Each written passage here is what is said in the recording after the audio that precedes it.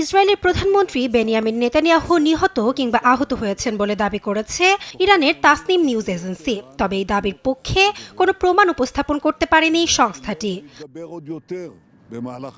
সোমবার ফার্সি ভাষায় প্রকাশিত একটি প্রতিবেদনে তাসনিম কয়েকটি পরিস্থিতিগত তথ্যকে এক সূত্রে গেঁথে এই দাবি তোলে।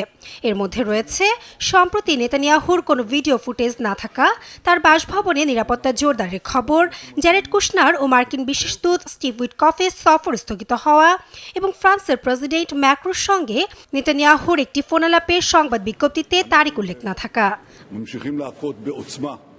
প্রতিবেদনে রুশ মিডিয়ার বরাতে সাবেক মার্কিন গোয়েন্দা কর্মকর্তা স্কট রিটারের একটি দাবিও তুলে ধরা হয়, যেখানে বলা হয় ইরান নেতানিয়াহুর আশ্রয়স্থলে হামলা করেছে এবং তার ভাই নিহত হয়েছেন। উল্লেখযোগ্য বিষয় হল, তাসনিম নিজেই স্বীকার করেছে এই তথ্য আনুষ্ঠানিকভাবে নিশ্চিত বা অস্বীকার করা হয়নি।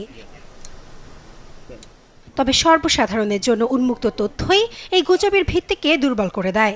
ইসরায়েলি প্রধানমন্ত্রীর দপ্তর ৭ মার্চ নেতানিয়াহুর একটি আনুষ্ঠানিক বিবৃতি প্রকাশ করেছে। ৬ মার্চ তিনি বেরশেভায় একটি হামলার স্থান পরিদর্শন করেছেন। ৫ মার্চ ম্যাক্রোর সঙ্গে তার ফোনালাপের খবর দিয়েছে জেরুজালেম পোস্ট।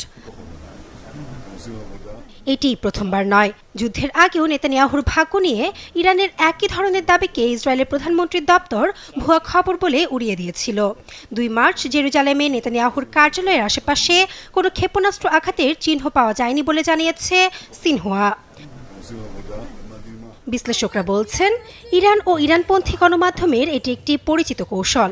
বিক্ষিপ্ত তথ্যের টুকরোগুলো জুড়ে একটি নাটকীয় আখ্যান তৈরি করা হয়, তারপর সেটি ছড়িয়ে দেওয়া হয় যেন কোনো গোপন ঘটনা আড়াল করা হচ্ছে।